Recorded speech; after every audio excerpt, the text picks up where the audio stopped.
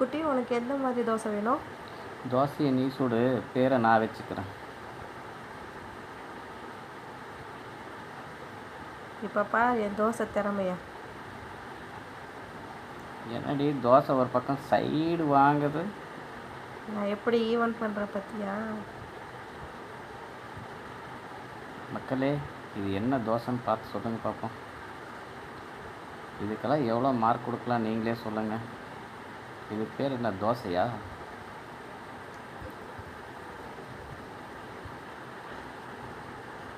இது ஓட்டை தோசை.